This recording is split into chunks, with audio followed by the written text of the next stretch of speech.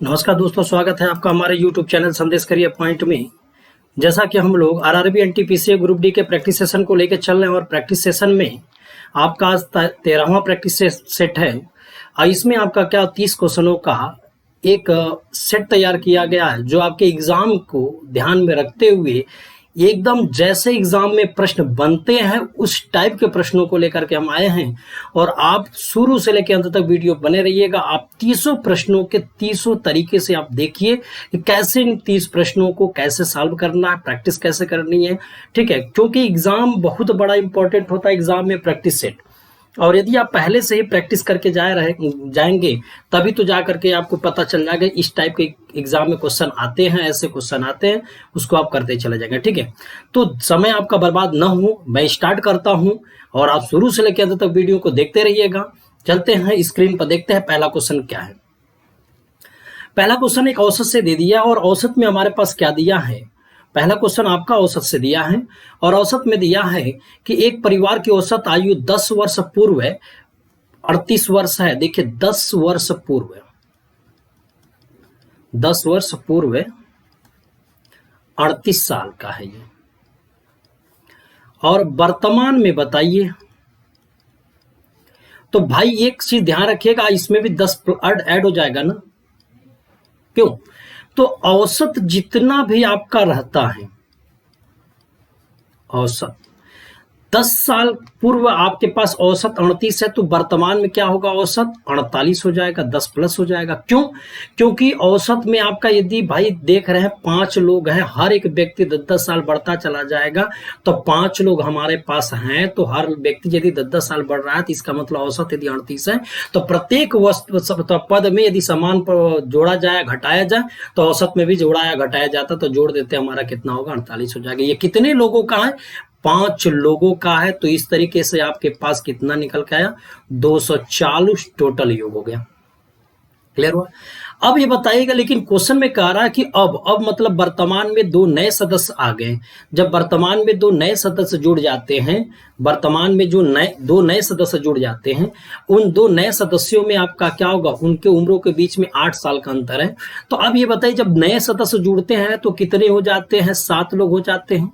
लेकिन प्रश्न को जाएंगे कि अगर परिवार की वर्तमान औसत आयु उतनी ही जितनी 10 साल पहले थी, तो 10 साल पहले कितनी थी, 38 थी, तो आज भी 38 हो गई, है ना। तो इस तरीके से आपने देखा कि 266 आपके पास निकल के आएगा। गुणा करिए तो आप देख रहे हैं कि इन दोनों के बीच में 26 का अंतर। आखिर ये 26 का अंतर कैसे आया? जब 2 लोग आपस में इसमें जुड़ गए थे, जब 2 लोग आए थे तभी तो जाकर के 26 साल टोटल आया था।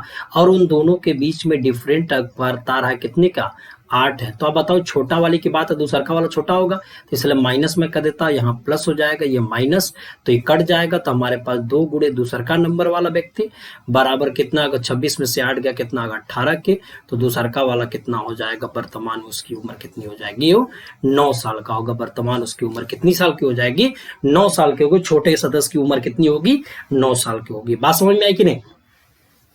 10 साल पहले 38 साल औसत है 5 लोगों का, तो 10 साल बाद आपका क्या हो जाएगा, यानी वर्तमान में क्या हो जाएगा, 48 साल हो जाएगा औसत। जब वर्तमान में 48 साल होगा तब 5 लोग थे 240।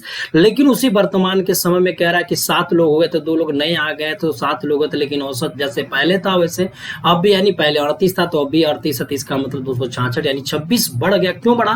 क्योंकि 2 लोग आए, उन दोनों की उम्रों का ऐड कर दिया गया। ठीक है ना। तो अब दोनों की उम्रों का ऐड हमारा 26, दोनों का डिफरेंट हमारा 8 है, तो छोटा वाला कौन होगा, 9 हो जाएगा। ठीक है, आगे बढ़ते हैं अगले क्वेश्चन की तरफ। अगला क्वेश्चन है आपका क्या होगा, ये कॉन्सेप्ट आप देखते रहिएगा, बहुत ही आसान कॉन्सेप्ट है। x पावर 4 प्लस 1 अपान क्या होगा, x पावर 4 हो जाएगा। माइनस का मतलब यही होता है, 2207 हो गया। चलिए मैं एक तरीका आपको बताता हूं कि यदि मुझे क्या करना होगा, यहां पर जो निकालना है x प्लस 1 अपान क्या होगा, x की वैल्यू पूछ रहा है आपसे। क्लियर है?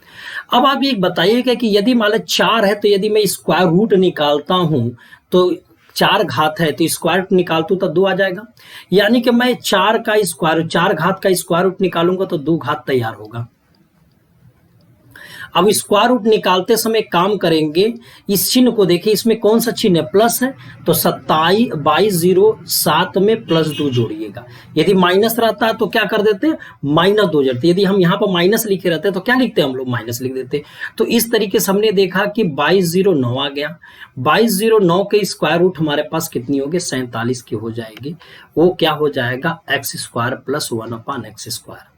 अब हमारे चाहिए एक घात, इसका मतलब फिर अगेन स्क्वायर रूट निकालना पड़ेगा, तो x + 1/x निकालेंगे तो रूट में क्या होगा, 47। अब बताइए, इसमें देखिए स्क्वायर रूट निकालने के लिए +2 और -2 करना पड़ता है, तो अब कैसे पकड़ेंगे, यहाँ का चिन्ह देखो, ये वाला जो चिन्ह हमारे पास है, ये वाला जो चिन्ह हमारे पास है, इस वाले चिन्ह को आप ध्यान दीजिए, ये वाला क्या है, प्लस है, ये वाला चिन्ह क्या होगा,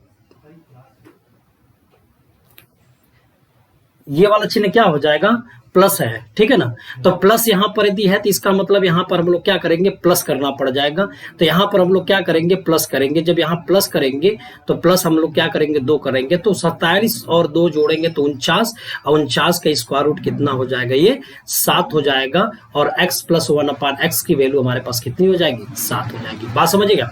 यह तरीका हम लोग क्या करेंगे, 4 घात से 2 घात बनाना और 2 घात से हमें 1 घात बनाना। यदि हम लोग ऐसे पैटर्न पर लेके चलते हैं तो 2 घात, देखिए 4 घात से 2 घात करना, स्क्वायर रूट करना होगा। स्क्वायर रूट करेंगे तो एक चीज ध्यान रखिएगा, कौन सा चिन्ह बीच में है, प्लस का चिन्ह, इसलिए हम लोग +2 करेंगे। और यदि माइनस का चिन्ह रहता तो हम लोग वहां पर क्या करेंगे, -2 करते तब, ठीक है ना। यही कॉन्सेप्ट हमें लेके चलना है। आगे बहुत सारे क्वेश्चन इस तरीके से मिलेंगे, मैं जरूर बताऊंगा और कैसे कराना है, ठीक है ना।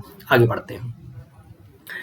अगला क्वेश्चन कह रहा था कि हमारे पास जो स्क्रीन पर आया है कि त्रिभुज ABC में एंगल B और एंगल C के समद्विभाजक त्रिभुज के भीतर बिंदु O पर मिलते हैं। देखिएगा, ये कोई हम ट्राइंगल ले लेते हैं। इस ट्राइंगल में हमारे पास क्या हो जाएगा, ये A है, ये B और क्या होगा, C। इस एंगल ऑफ B और एंगल ऑफ C का क्या करेंगे हम लोग, समद्विभाजक, मतलब क्या होगा, 2 कोण को 2 भागों में बांटा जाए। जब समद्विभाजक हम लोग करेंगे, 2 भाग में बांटेंगे तो एक दूसरे को मिला कहां से, वो पर मिला।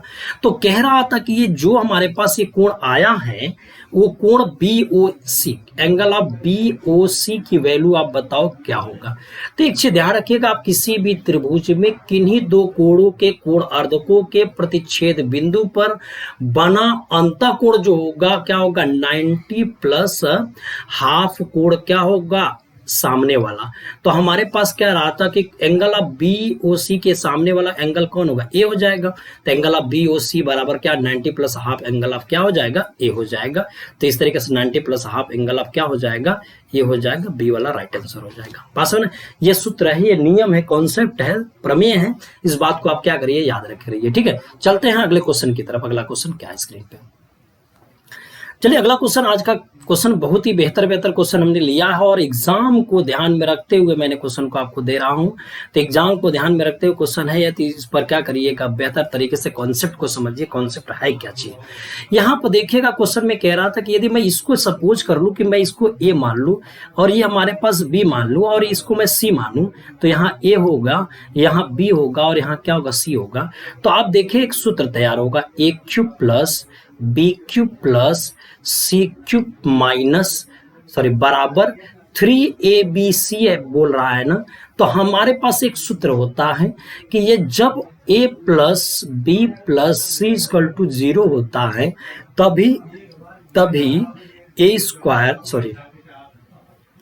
तभी आपके पास क्या होगा, a³ + b³ + c³ - 3abc = क्या होता है, 0। यह सूत्र होता है, यदि तीन संख्याओं का योगफल यदि 0 है तो तीनों संख्याओं के घनों का योगफल उसके तीनों संख्याओं के मल्टीपल का 3 गुना होता है।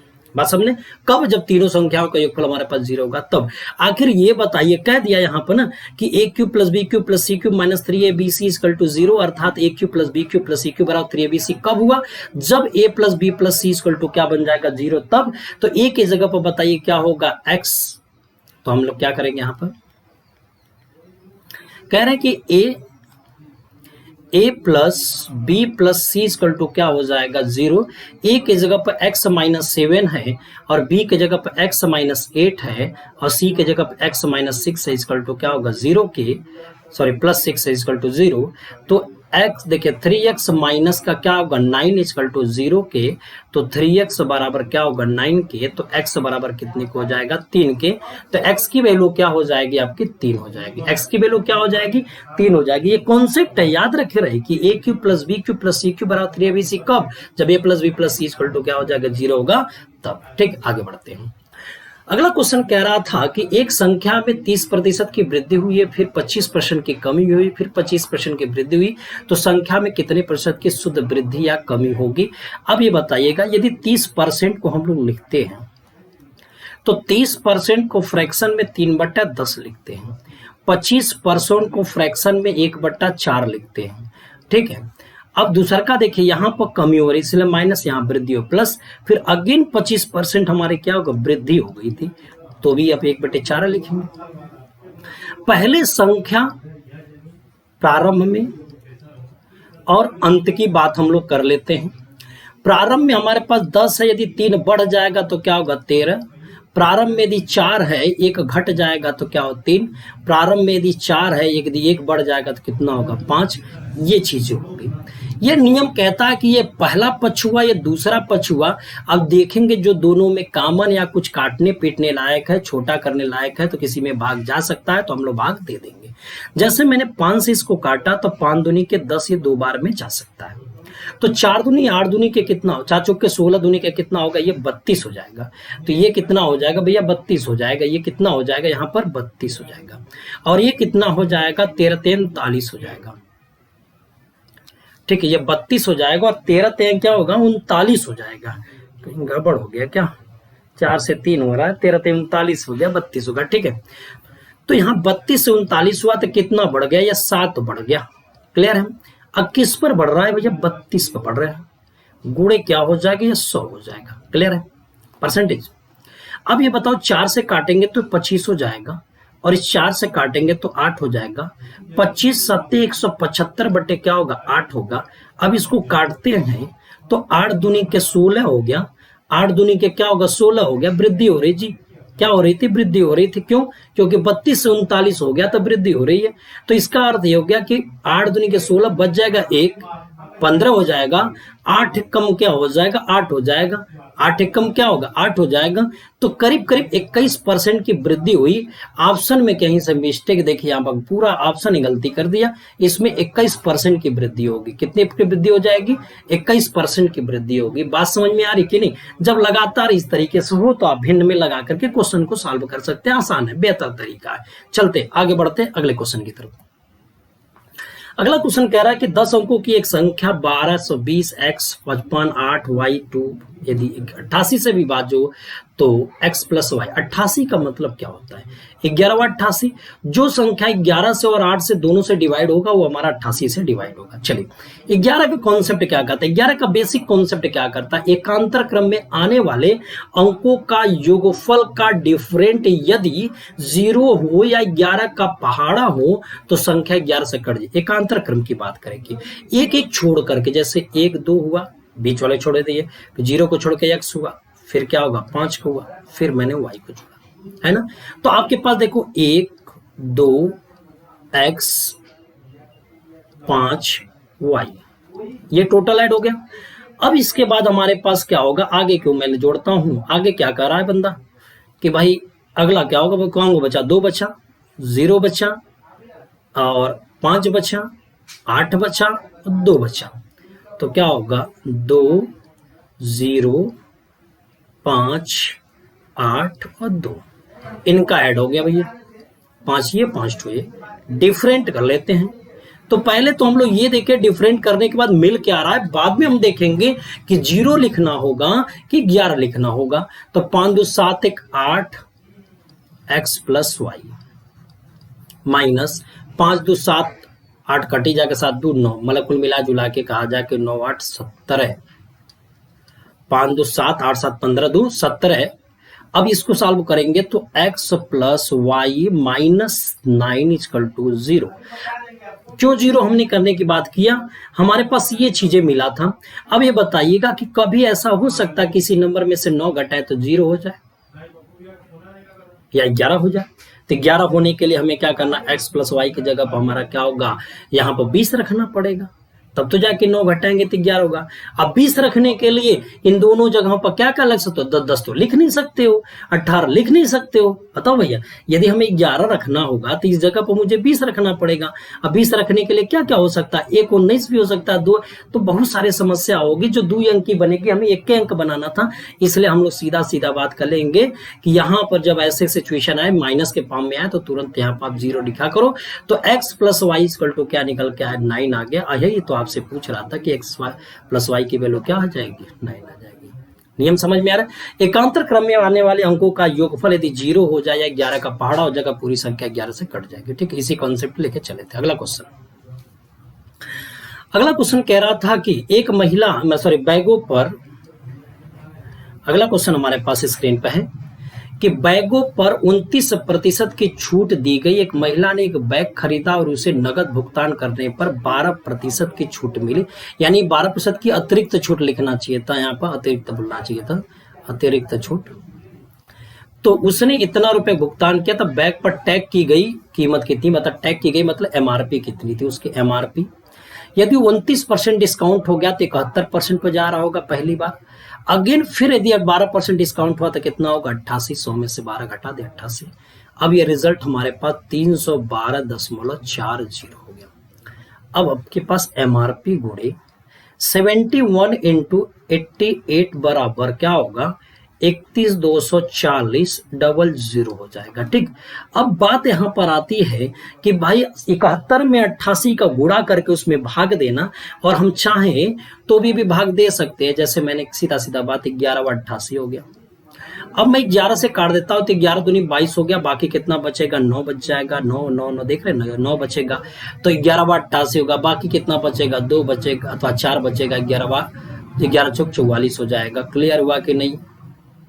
अब हमें लग रहा है कि यार 71 को मारो ध्यान से, तुरंत 4 बार में कट जाएगा भैया, 4 हो जाएगा, फिर 8 पंजे क्या हो जाएगा, 40 हो जाएगा। तो एमआरपी हमारे पास कितनी हो जाएगी भैया, यहां से 500 हो जाएगी। एमआरपी कितनी हो जाएगी, 500 होगी। ठीक, समझ में आ रहा है ना। क्वेश्चन बहुत अच्छे क्वेश्चन को आप आज मैं लेकर आया हूं, बस आपको चैनल पर बने रहना, वीडियो शुरू से लेकर अंत तक देखिएगा। एक सपोर्ट की जरूरत है और बेहतर तरीके के बेहतर तैयारी करने की जिम्मेदारी मैं लेता हूं। बाकी हम लोग जैसे ही ऑफलाइन क्लासेस चलती है, जिन बच्चों को ऑफलाइन क्लासेस करनी होगी वो आपका क्या होगा, ऑफलाइन क्लासेस हमारे संस्था पर आकर के, मेरा संस्था पांडेपुर में है, तो आप वहां पर आकर के तो आप अपना देख लीजिए। और जो आपके पास क्या होगा, रिवीजन क्लास है आपके आरआरबी एनटीपीसी और ग्रुप डी के रिवीजन क्लास को आप क्या करिए, ज्वाइन करिए और बेहतर तरीके से तो आपने को क्या करें, तैयार करिए। और साथ में प्रैक्टिस और ऑफलाइन प्रैक्टिस वगैरह सब कुछ मैं कराऊंगा। ठीक है, यहाँ तक कि मेरे यहाँ लैब भी बने हुए हैं। एग्जाम को यदि आपको ऑनलाइन टेस्ट देनी है तो हमारे यहाँ लैब बना हुआ है, आप मेरे यहाँ आकर के ऑनलाइन टेस्ट भी दे सकते हैं। ठीक है, यदि आपको बेहतर तैयारी करनी है तो जरूर आप क्या करिए, एक बार जरूर हमारे संस्था पर पहुंचिए और आपको क्या होगा, एग्जाम के पैटर्न पर आपका ऑनलाइन टेस्ट कराया जाएगा। ठीक है, चलते हैं क्वेश्चन की तरफ। अगला क्वेश्चन हमारा क्या है, अगला क्वेश्चन हमारे पास कह रहा है कि 2 वस्तुएं प्रत्येक की कीमत 2650 रुपए थी। अब बताओ प्रत्येक की कीमत यदि 2650 रुपए, सबका कीमत, दोनों की कीमत 2650 रुपए, यदि हम रेशियो बना लेते तो 1:1 आ जाएगा कि नहीं, बताओ, है ना। आपसे प्रश्न पूछ रहा था कि भैया एक को 10% लाभ, दूसरे को 5% लाभ पर बेची, उसने कुल कितने प्रतिशत का लाभ कमाया। बात समझे। तो यार एक बात ध्यान रखिएगा, जब 2 अलग अलग लोगों को मिलाकर कोई बात यहां पर आती है तो उस दशा में 2 अलग अलग लोगों को मिलाकर कोई बात आती है तो उस दशा में हम लोग क्या करेंगे, अनुपात और प्रतिशत का मल्टीप्लाई कर लेंगे, बट्टे अनुपातों का योग हो जाएगा। अनुपात प्रतिशत का मल्टीप्लाई, यहाँ 10 एकम 10, 5 एकम 5, बटे अनुपात का योग, अनुपात क्या होगा, 1 1 2 हो गया, तो 2 का आपने भाग दिया, तो 15 बटे यदि मैं 2 कर रहा हूं तो कितना आ जाएगा, 7.5% आ जाएगा। कितना आ जाएगा, ये 7.5% आ जाएगा। बात समझे ना। आगे बढ़ते हैं अगले तरफ, क्वेश्चन की तरफ। अगला क्वेश्चन देखिए आपका क्या होगा, यहां पर जो दिया है अगला क्वेश्चन आपका क्या होगा, डीआई से है, थोड़ा कैलकुलेशन रहेगा, घबराने की कोई जरूरत नहीं। कभी कभी क्या होता है, कुछ क्वेश्चन एकदम सिंपल होते हैं, आपका समय नहीं लगता है, लेकिन ज्यादा बड़ा यदि कुछ क्वेश्चन आपका टफ होते हैं तो थोड़ा सा यदि आपके पास समय है तो समय देकर क्वेश्चन को लगाने की कोशिश करें। चलिए प्रश्न को पढ़ते हैं हम लोग। प्रश्न में कह रहा है, विज्ञान में प्राप्त औसत अंक गणित की तुलना में कितना अधिक है? अधिक, अंतर पूछा था बस सीधा सवाल। अब विज्ञान और गणित का ऐड करो भैया। यहाँ पे देखोगे 5 2 7 8 7 15 के क्या होगा 5 हो जाएगा। यहाँ क्या 8 7 15 1 16 8 24 24 और 7 कितना हो जाएगा 31 हो जाएगा 315। गणित में हमने देखा तो इसको क्या होगा 5 8 5 13 7 20 के 0 हासिल 2 हो जाएगा। 8 चौके 32 2 कितना होगा 34 340 हो जाएगा। ठीक है, आपसे कह रहा था भाई औसत का डिफरेंट बाई 4 करो, यहाँ भी बाई 4 करना पड़ेगा। तो भाई यार देखो जो बाई 4 करना पड़ रहा है तो क्यों है यार, हमें सीधे से डायरेक्ट डिफरेंट निकालो, उसका क्या होगा 25। अब कितने लोगों में बटेगा 4 लोगों में बटेगा। क्यों? क्योंकि यहाँ पर कितने लोग हैं 4 लोग हैं। तो जब 4 लोग हैं तो इसका मतलब यहाँ पर क्या होगा 6 आपका कितना हो जाएगा 25 हो जाएगा। तो 6.25 आपका निकल के आ जाएगा। ठीक है, बात समझ में आ रही, कोई दिक्कत नहीं है, बात समझे कि नहीं? इस तरीके से क्वेश्चनों को बनाने की कोशिश करें। चलिए आगे बढ़ते हैं अगले क्वेश्चन की तरफ। अगला क्वेश्चन करा कि भूगोल और इतिहास में छात्रों द्वारा प्राप्त अंक औसत अंक क्या है?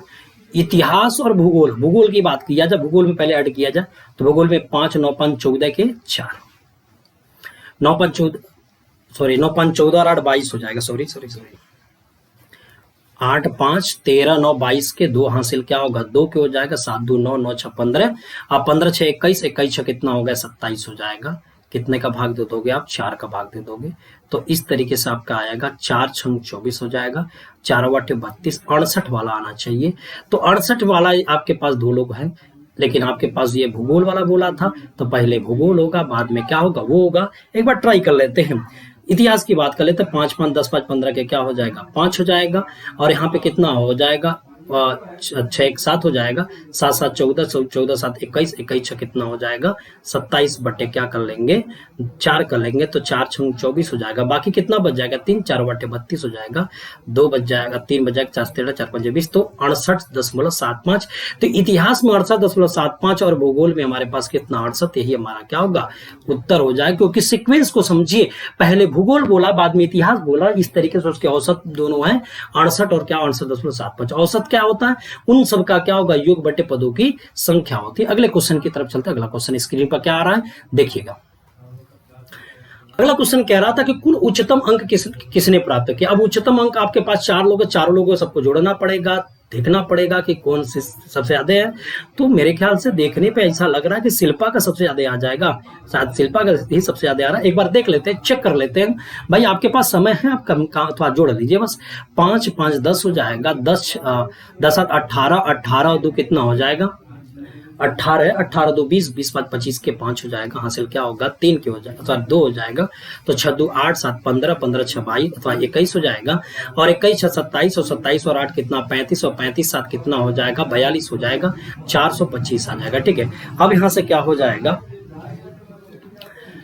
तो या फिर ऐसे जोड़ना है तो 5 5 10 5 15 के क्या हो जाएगा 5 हो जाएगा। हासिल क्या हो जाएगा 1 हो जाएगा। 8 1 9 9 8 17 17 7 कितना होगा 17 7 कितना हो जाएगा 17 7 24 हो जाएगा। 24 36 30 7 कितना हो जाएगा 37 37 और 7 कितना होगा 43 हो जाएगा। ठीक है, 435 हो जाएगा। फिर यहाँ से देखिए 8 2 10 10 9 19 19 से 20 के 0 हासिल क्या होगा 2 के हो जाएगा। तो यहाँ 8 2 10 हो जाएगा। 10 8 18 18 7 25 और 25 6 कितना हो जाएगा 25 और 6 कितना हो जाएगा 25 और 6 आपके पास 31 31 7 38 38 और 7 कितना होगा 45 हो जाएगा। तो सबसे ज्यादा यही लग रहा है, क्योंकि आप देख रहे हैं कि 8 7 15 15 5 20 20 2 22 22 4 26 के 6 हो जाएगा। हासिल 2 हो जाएगा। तो 7 4 7 और 7 चौका 28 हो जाएगा। 28 2 30 30 8 38 38 6 34 अथवा 38 और 6 कितना होगा 44 हो जाएगा। तो सबसे ज्यादा यही शिल्पा का मिल रहा था, शिल्पा का हो जाएगा। ठीक है, अब देख करके बता सकते थे। ठीक है, चलिए आगे बढ़ते हैं। अगला क्वेश्चन कर उस समचतुर्भुज का क्षेत्रफल क्या होगा जिसकी भुजा हमारे पास 10 सेंटीमीटर और छोटा विकर्ण 12 सेंटीमीटर है। एक समचतुर्भुज की बात है। समचतुर्भुज में इसकी चारों भुजाएं आपस में क्या होती है बराबर होती है। इसकी चारों भुजाएं आपस में बराबर होती है। और जो विकर्ण हमारे पास होता है, विकर्ण एक दूसरे को क्या करती है 2 बराबर भागों में बांटती है। विकर्ण एक दूसरे को 2 बराबर भागों में बांटती है। तो आप ये बताइए कि कौन किसकी वैल्यू दिया था। तो यहाँ पर ये दिखा रहा है यहाँ पर आपके पास क्या हो जा रहा है, ये कितनी वैल्यू दिखा रहा है, जिसकी भुजा 10 सेंटीमीटर है। और छोटा विकर्ण यदि हमारे पास यहाँ से तक 12 है तो कितना हो जाएगा, ये 6 हो जाएगा, ये भी क्या होगा 6 हो जाएगा। और एक चीज ध्यान रखिएगा, किसी भी समचतुर्भुज में, किसी समचतुर्भुज विकर्ण एक दूसरे को परस्पर लंबवत काटते हैं, तो यहाँ 90 डिग्री में काटेंगे। और समद्विभाजित भी करते हैं, परस्पर लंबवत काटते हैं, और क्या होता है समद्विभाजित करते हैं, तो इसका मतलब 2 बराबर भागों में बांटते हैं। तो जहां पर आपके पास 6 दिखाई दिया और 10 दिखाई दिया, ट्रिपलेट नंबर क्या होता है, जहां 6 और 10 है वहां क्या होता है 8 होता है, 6 8 10। न समझ में आए तो ये कर्ण हुआ, कर्ण का स्क्वायर हो गया, कर्ण का स्क्वायर माइनस क्या होगा लंब का स्क्वायर, 6 का स्क्वायर रूट हो जाएगा। तो इस तरीके से क्या होगा 100 और क्या होगा 36 हो जाएगा। ऐसे में 64 आएगा, 64 के स्क्वायर रूट कितना हो जाएगा 8 हो जाएगा। तो यहाँ क्या होगा 8, तो ये भी कितना होगा 8 होगा। क्लियर। तो आपके पास जब एरिया की यदि बात आती है तो एरिया में क्या होता है कि 1/2 विकर्णों का गुणनफल 6 कितना हो जाएगा 12 हो जाएगा। और यहाँ क्या 8 कितना होगा, ये 16 हो जाएगा। 2 6 12 हो जाएगा, 16 6 क्या होगा 96। तो इसके विकर्ण उसका एरिया कितना हो जाएगा 96 वर्ग सेमी हो जाएगा आपका, उसके एरिया हो जाएगा। ठीक है, तो बात समझ में आ रही है ना, समझते रहिएगा। समचतुर्भुज में विकर्ण एक दूसरे को समद्विभाजित करते और लंब समद्विभाजित करते, 2 बराबर भागों में बांटी जाती है। ठीक है ना, आगे बढ़ते हैं क्वेश्चन की तरफ। अगला क्वेश्चन कह रहा है कि ये भी बहुत बेहतर क्वेश्चन है और आपके एग्जाम में, आपका आरबी एनटीपीसी के पिछले भी एग्जाम में आया हुआ है क्वेश्चन। तो कह रहा है कि एक रेलगाड़ी एक समान गति से 360 किलोमीटर की दूरी को तय करती है। यदि रेलगाड़ी की गति 10 किलोमीटर प्रति घंटा होती तो वही 3 घंटे कम समय में तय करता। तो रेलगाड़ी की गति क्या होगी। आइए भाई, आपको ये नहीं पता कि भी चाल से पहले चलता था और उसी दूरी को तय करने में टी टाइम लिया था। तो भी चाल से यदि चलता है और समय कितना ले रहा, तो टी ले रहा था। भी चाल से चल रहा और समय कितना ले रहा है, टी ले रहा है। और भी प्लस, तो भी प्लस क्या होगा 10 चाल से चलने लगेगा, तो उसी दूरी को तय करने में समय हमारे पास कितना होगा 3 घंटे कम ले लेगा। तो एक चीज ध्यान रखिएगा, जब दो आपके पास क्या हो जाए, यहाँ पर जब 2 चालों से किसी निश्चित दूरी को तय किया जा रहा है, तो जब 2 चालों से किसी निश्चित दूरी को तय किया जाता है तो उस समय क्या होगा चालों का गुणनफल, ये सूत्र आप जानते रहिएगा, चालों का गुणनफल बटे चालों का योग हो जाएगा। चालों का गुणनफल बटे चालों का योग गुणे समयांतराल t और t-3, तो कितना अंतर है 3 का अंतर है, 3 हो जाएगा। वह डिस्टेंस कितनी है 360 किलोमीटर। दूरी बराबर चालों का गुणन बटे चालों का योग गुणे समय अंतराल होगा। ठीक है, अब यहां से इस तरीके से इसको यदि हम छोटा करना चाहें तो आप छोटा इसको कर सकते हैं, आसान है, कोई दिक्कत नहीं है। 3 से काटेंगे तो ये 120 बार में कट जाएगा। अब आइए थोड़ा सा आगे बढ़ते हैं, क्वेश्चन को और बेहतर तरीके से लगाएं और आगे बढ़ते हैं हम लोग। ठीक है, तो यहां से आपका क्या हो जाएगा, स्टेप हमारा आगे बढ़ा। तो स्टेप क्या आ रहा था कि यहाँ भी स्क्वायर प्लस क्या होगा 10 भी हो जाएगा। ठीक है, भी स्क्वायर प्लस 10 भी हो जाएगा, भी स्क्वायर प्लस क्या हो जाएगा 10 भी हो जाएगा। यहाँ 2 भी है ना,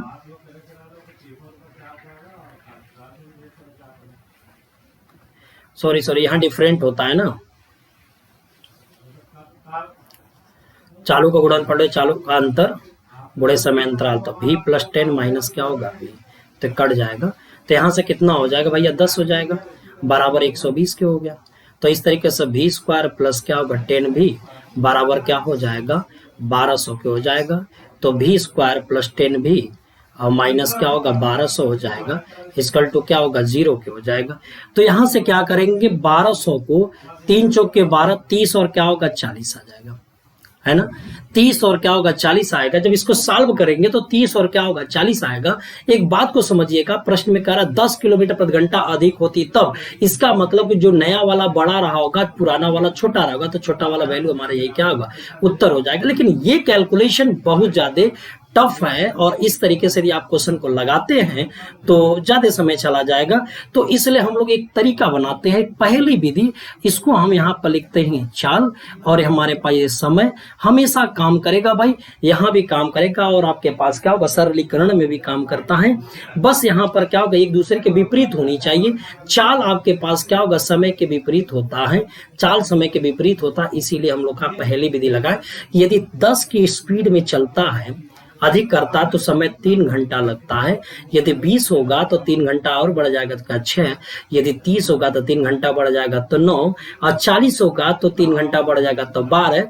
ऐसे ही आगे आप बढ़ते चले जाएंगे, लेकिन तब तक चलते जाएंगे, ध्यान रखिएगा, तरीका बहुत बेहतर है, आप इसको एक बार समझने की कोशिश करिएगा। तो तब तक आप चलते जाएंगे जहां पर क्रॉस गुणा करने पर दूरी नहीं आ जाए, क्रॉस गुणा करने पर ये दो दूरी हमारे पास नहीं आ जाए।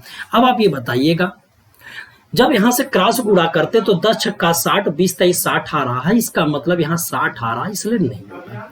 यहाँ क्या होगा, 9 दूनी 18, 180 आ रहा है, यहाँ पे 330 गुणे तो यहाँ 180, इसलिए नहीं होगा।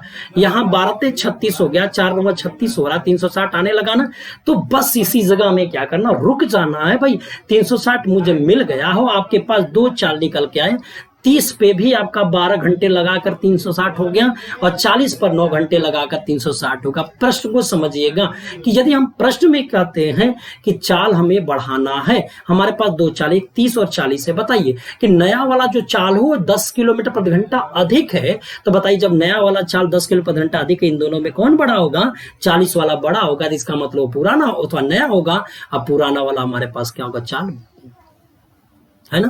या फिर ये कह सकते हैं कि यदि चाल आपका बढ़ती है तो छोटा मान, यदि चाल घटती है तो बड़ा मान। जाहिर सी बात है, पहले कुछ रहा होगा, उससे 10 बढ़ गया तो 40 हो गया होगा, यानी पहले की बात यदि करता है तो पहले वाला हमारे पास कितना है, 30 के, और बात की बात करेगा तो क्या 40। तो आपसे पूछा था यही, क्योंकि हमें पहले वाला ही बताना है। कारण क्या कि इस प्रश्न को देखिएगा, यहाँ पर कंडीशन अप्लाई है, यदि ऐसा हुआ होता तो होता, नहीं हुआ तो इसका मतलब पहले जैसा ही रहता।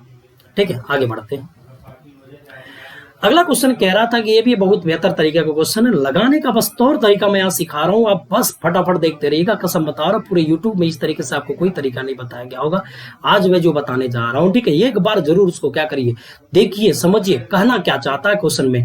क्वेश्चन में कह रहा है यदि 6 पुरुष और 8 महिला एक काम को 10 दिन में करते हैं। अब बताओ, पुरुषों की बात कर लेते हैं, महिलाओं की बात कर लेते हैं और दिन की बात कर लेते हैं।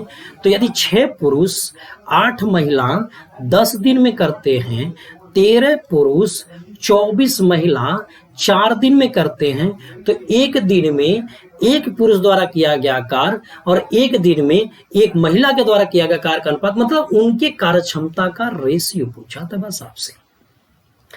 तो आइए बढ़ते हैं हम लोग क्वेश्चन की तरफ। क्वेश्चन में हमारा देखते क्या कर रहा है कि भाई यदि ऐसा रहता तो ये बताओ कि यदि मैं 10 छक्का 60 आता यहां पर, और यहां 13 चुक के 52 आता, पुरुषों में देखे जहां 60 कार्य था वो 52 हो गया, इसका मतलब पुरुष ने 4 काम, या पुरुषों की संख्या में 8 की कमी, या पुरुषों में 8 की कमी होगी। तो पुरुषों में 8 की कमी हो गई, पुरुषों में 8 की क्या होगी, कमी होगी। तो जब पुरुषों में 8 की जब कमी हो गई, है ना, अब महिलाओं को देखें तो ओमेन हमारे पास कितनी होगी, 80 के, और 24 चौके कितने होंगे, 96। तो महिलाओं में कितना है, 16 की वृद्धि हो गई, यानी इधर से 8 की कमी हो रही है, महिलाएं यहाँ 16 बढ़ जा रहे हैं, तो इसका मतलब 8 जिधर से कम वो सुधर 16 बढ़ना, इसका 8 का किया कार्य 16 के बराबर। तो इस तरीके से महिला का कार्य अथवा पुरुष का कार्य क्षमता महिला कार्य क्षमता का रेशियो 16/8 हो जाएगा। तो इस तरीके से कितना होगा, 2/1, अर्थात 2 संबंध, एक पुरुष और महिला के, एक पुरुष का एक दिन का कार्य 2, तो महिला के एक दिन का कार्य क्या होगा, 1 हो जाएगा। पुरुष का एक दिन का कार्य 2 और महिला का एक दिन का कार्य क्या होगा, 2 हो जाएगा। बात समझ में आई कि नहीं, पुरुष का एक दिन का कार्य 2 और महिला के एक दिन का कार्य क्या हो जाएगा, 1 हो जाएगा। तो इस तरीके से कार्य क्षमता हमारे पास क्या हो जाएगी, 2 संबंधी आपका क्या होगा, 1 हो जाएगा। बात समझ में ना, थोड़ा सा वही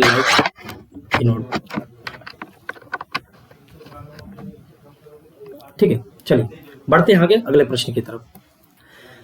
अगला प्रश्न है कैलकुलेशन का क्वेश्चन है, बहुत आसान कैलकुलेशन आया है। आज कुछ क्वेश्चन आपके क्या टफ भी मिल रहे हैं, कुछ क्वेश्चन आपके क्या सिंपल मिल रहे हैं, बस आपको समझने की बात है, आप समझते चलिए, ठीक है ना। अब आप देखिएगा, अब यहाँ कार्य इसमें देखिए, तो हमारे बॉडमॉस के नियम कहता है पहले कोष्टक को तोड़ो, पहले कोष्टक तोड़ो, तो पहले छोटा वाले कोष्टक 27 में से 3 गया, कितना हो जाएगा, 24, और 24 डिवाइडेड बाई 6 माइनस क्या होगा, 4 है। तो पहले क्या करोगे भाई, डिवाइड कर दो, तो 6 चौके 24 और 4 - 4 क्या होगा 0। मतलब कुल मिला जुला के यहाँ से यहाँ तक की टोटल वैल्यू मेरे पास 0 हो गई। अब आपके पास 5 ऑफ 8 इंटू 6 यानी कि 8 पंजे 40 और 40 छक्का कितना हो जाएगा 240। क्या बात है यार, कहीं से मिस्टेक कर दे रहे थे सब यार। 240 रिजल्ट आएगा। 5 वाटे 40 छक्का कितना हो जाएगा, क्योंकि आप बाद में घूरा, तो 5 वाटे 40 छक्का कितना हो जाएगा आपके पास 240 हो जाएगा। ठीक है, आगे बढ़ते हैं अगले क्वेश्चन की तरफ। अगला क्वेश्चन कह रहा था कि ये tan x और cot 65 + 9x है, तो x की वैल्यू, एक चीज ध्यान रखिएगा, tan की वैल्यू और cot की वैल्यू दोनों इक्वल कब तभी होगी जब इन दोनों एंगल का जो योग होगा, जब इन दोनों एंगल का जो सम होगा वो 90 की डिग्री के क्या होगा बराबर होगा, तभी होगी, जानता नहीं होगी। तो 9 1 10 हो जाएगा यहाँ से, यहाँ क्या होगा 25 के, तो x बराबर क्या होगा 2.5 डिग्री हो जाएगा, 2.5। सीधा सीधा बात। ये इसको हम θ1 बोले, इसको θ2 बोले, तो θ1 और θ2 दोनों का योगफल हमारा 90 हो गया। दूसरी चीज है कि जब tan और cot एक दूसरे के पूरक होंगे और दोनों आपस में बराबर होंगे, तो इसका मतलब एंगल आपका एक दूसरे के पूरक होगा। पूरक होने का मतलब दोनों एंगलों का सम हमारे पास क्या होगा 90 डिग्री होगी। दोनों एंगलों का सम हमारे पास क्या होगा 90 डिग्री होती है। इस बात को ध्यान में रखे रहिए, दोनों एंगलों का सम हमारे पास क्या होगा 90 डिग्री होती है। आगे बढ़ते हैं। अगला क्वेश्चन हमारे पास कह रहा है कि कॉस की बात कर रहा है। ये हमारे पास किसको, इसको बोला गया आधार बोला गया, और ये बोला जाता है कर्ण बोला जाता है। तो लंब हमें निकालना पड़ेगा, तो लंब के लिए हमें स्क्वायर रूट बनाना पड़ेगा। हमें कहना पड़ेगा कि p² + 1 का होल स्क्वायर होगा, अब माइनस क्या हो जाएगा 2p का होल स्क्वायर हो जाएगा। तो इस तरीके से आप ये कह सकते हैं कि यहाँ पर आपका क्या हो जाएगा p⁴ + 2p² और +1 हो जाएगा, हम -4p²। तो ऐसे में क्या हो जाएगा p⁴ - 2p² + 1, ये क्या होगा p² + 1 का होल स्क्वायर का फॉर्म मिला, सॉरी -1 का होल स्क्वायर का फॉर्म मिला। ठीक है, तो इस तरीके से हमारे पास माइनस हो गया। तो ऐसे में हमारे पास क्या हो जाएगा स्क्वायर रूट निकाल लेते हैं, तो p² - 1 आ जाएगा। ये लंब हो गया। तो आपके पास साइन की बात कर रहा है, साइन थीटा लंब बटे कर्ण हुआ, तो लंब p² - 1 बटे कर्ण हमारे पास p² + 1 हो जाएगा। ये आपका उत्तर हो जाएगा। ठीक है, चलिए आगे बढ़ते हैं अगले क्वेश्चन की तरफ। अगला क्वेश्चन कह रहा है कि जब चॉकलेट को 1 रुपए में 2 के भाव से खरीदा, यानी CP 1 रुपए में 2 ठो, तो एक चॉकलेट का दाम 1/2 रुपए, और बेचने में 1 रुपए में 4 ठे, यानी SP 1 रुपए में 4 ठे, एक का दाम 1/4। तो इस तरीके से हमारे पास क्या होगा रेशियो 4 संबंध में क्या बन जाएगा 2, क्रॉस मल्टीप्लाई किया जाता है। तो यहाँ से सॉल्व करें तो 2 संबंध 1 हुआ। 2 रुपए का सामान यदि 1 रुपए में जा रहा तो मुझे क्या होगा घाटा होगा, हानि होगी। वो हानि क्या होगा 1 रुपए की होगी, किस पे होगी 2 गुणे क्या होगा 100 पे। तो इस तरीके से हमारे पास 50% की हमको क्या होगी हानि हो रही है। हर बार 50% की हानि होगी। तरीका समझ में आया होगा। तो आगे पढ़ते हैं क्वेश्चन की तरफ। जब किसी संख्या में कोई भी संख्या उसका 8 का गुना करने में 5 जोड़ दिया जाए तो जो प्राप्त परिणाम होगा 3 अंकी सबसे छोटी संख्या, तो 3 अंकीय सबसे छोटी संख्या। एक मिनट हमने थोड़ा सा गलती भी कर दिया है। मैं क्वेश्चन को बनाने में यहाँ पर क्या करना पड़ेगा हमें, ये 100 हो जाएगा, यहाँ पर 100 हो जाएगा, और यहाँ पर हमें करना पड़ेगा, और आप क्या कर दीजिएगा यहाँ पर 4 करना पड़ जाएगा 4। तो यहाँ पर क्या, सॉरी यार, यहाँ पर 4 करिए, यहाँ पर 4। तो इस तरीके से हमारे पास क्या हो जाएगा यहाँ पर 4 हो जाएगा। थोड़ा सा गलती हो गई थी। तो x 8x हो जाएगा, यहाँ पर 96 हो जाएगा। तो 12/96 होता है, तो क्या हो जाएगा 12 हो जाएगा। तो 12/96 12 हो जाएगा। ठीक, आगे बढ़ते हैं। अगला क्वेश्चन कर रहा है कि एक निश्चित दूरी को तय करने के लिए नाव तथा धारा के विपरीत दिशा में लिया गया समय का रेशियो है। तो धारा की दिशा में और धारा के विपरीत दिशा में नाव की चाल। ये चीज ध्यान रखिएगा, डिस्टेंस हमारे पास यदि नियत होती है, दूरी नियत होती है, तो आपके पास जो चाल होता, जो टाइम होता है, टाइम का हमारे पास रेशियो दिया है कितना, 4 संबंध 1 है, तो स्पीड जो होगी वो 1 संबंध क्या बन जाएगा, 4 हो जाएगा। ये उत्तर हो जाएगा 1 संबंध 4 का। ठीक है, आगे बढ़ते हैं, आसान है। अगला क्वेश्चन कह रहा था कि 200 मीटर और 250 मीटर लंबी दो ट्रेनें 60 किलोमीटर प्रति घंटा 45 किलोमीटर प्रति घंटा की चाल से समांतर पटरियों पर चल रही है। यदि वे समान दिशा में चल रही हो तो एक दूसरे को कितने समय में पार करेगी। तो टाइम बराबर आपके पास क्या होगा, दूरियां 200 प्लस क्या होगा 250 हो जाएगा। एक रेलगाड़ी किसी भी प्लेट, दो रेलगाड़ी दूसरे को पार करते तो उनके द्वारा चली गई दूरी उनकी लंबाइयों का योग होता है। ये बात ध्यान में रखिए। बस समान दिशा में होती है तो चालों का डिफरेंट यानी क्या 60 माइनस 45 हो जाएगा। ये किलोमीटर प्रति घंटा में, इसको मीटर प्रति सेकंड में 5/18 कर लेंगे। अब इस तरीके से ये 450 बटे क्या होगा 15 गुणे क्या होगा 5, अब गुणे यहाँ पर 18 हो जाएगा। 3 से काटे तीछा का 18 हो जाएगा, सॉरी 3 से मत काटे इसको, तो यहाँ से 15 तय क्या होगा 45 हो जाएगा, फिर यहाँ 30 हो जाएगा ना, 15 तय 45 और 5 छक्का 30 हो जाएगा, 18 छक्का 108 हो जाएगा। तो टाइम हमारे पास क्या हो 108 सेकेंड हो जाएगा। टाइम कितना हो 108 सेकेंड। ठीक है, आगे बढ़ते हैं। छमाही आधार पर चक्रवृद्धि ब्याज की गणना की गई 18,500 रुपए की राशि पर 40% वार्षिक की दर से 18 माह में 3 छमाहियां होती है। 40% वार्षिक है तो क्या होगा 20% छमाही होगी, आधा होती है ना भैया। 20% छमाही को हम लोग 1/5 लिख सकते हैं, 1/5 लिख सकते हैं। तो आपको पता है 3 छमाही है इसलिए 5 है तो 1/6, 3 बार इसको लिख दीजिए। 3 छमाही है तो 3 बार, तो यहाँ 125 आ जाएगा, यहाँ 216 होगा। ब्याज आपसे पूछ रहा था तो यहाँ 91 ब्याज हो गया, ये सियाई होगी, है ना। तो ये 150 पर कितना 18,500 है, तो 1 पर कितना हो जाएगा, तो करीब करीब आपका सॉल्व करिएगा तो 148 आ जाएगा। तो 91 पे कितना होगा, 91 गुणे 148 आ जाएगा, 14 9 100, तो सॉल्व करेंगे तो क्या 13,468 आएगा। यही सॉल्व कर लीजिएगा। आगे बढ़ते हैं। अगला क्वेश्चन कह रहा है एक विद्यार्थी की मासिक परीक्षा में 5 विषय में 2 3 4 5 6 है, प्राप्तांक हमारे पास जो 4 है वो क्या कहलाएगी। एक चीज ध्यान रखिएगा, जब संख्याएं क्रमांगत होती है, जब संख्याएं क्रमांगत होती है, क्रमांगत हो तो माध्य और माध्यिका बराबर होता है।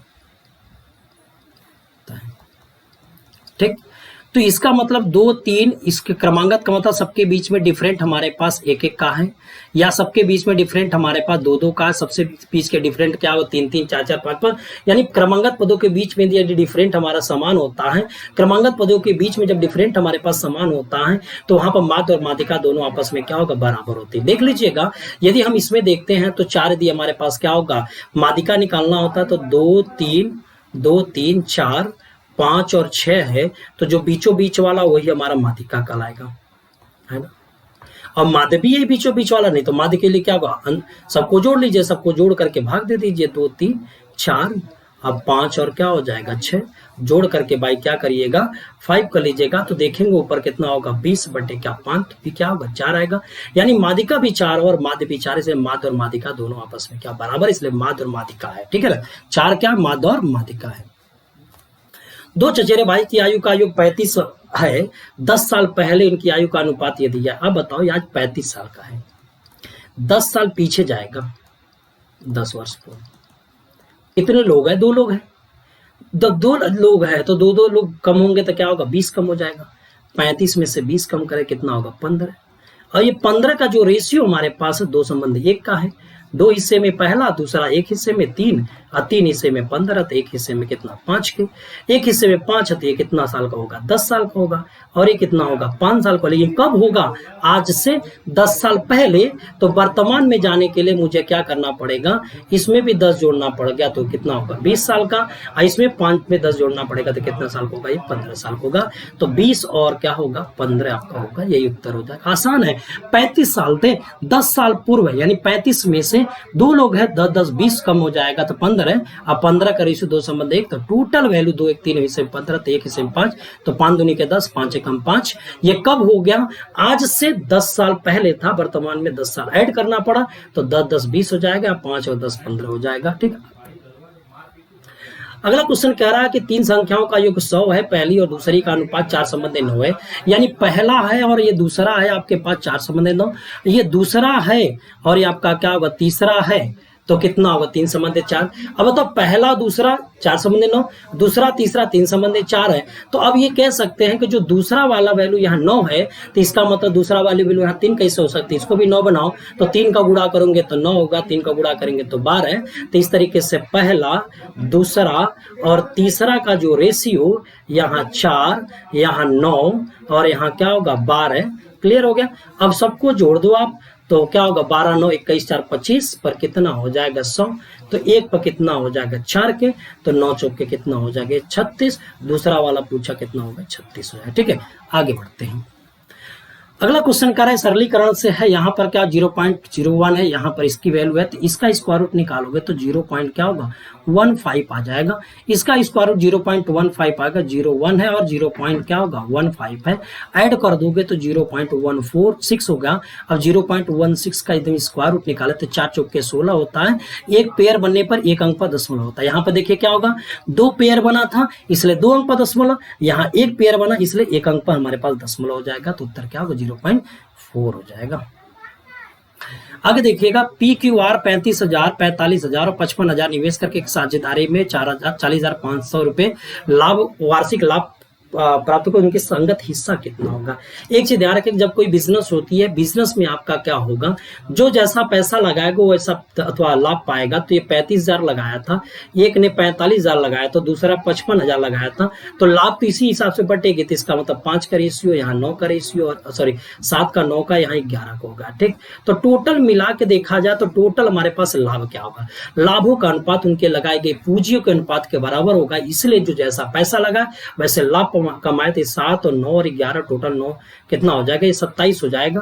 और 27 में वैल्यू हमारे पास कितना होगा? तो एक में कितना हो जाएगा? 15 के हो जाएगा। 15 7 105, 1500 होगा, तो 15 7 105 हो जाएगा।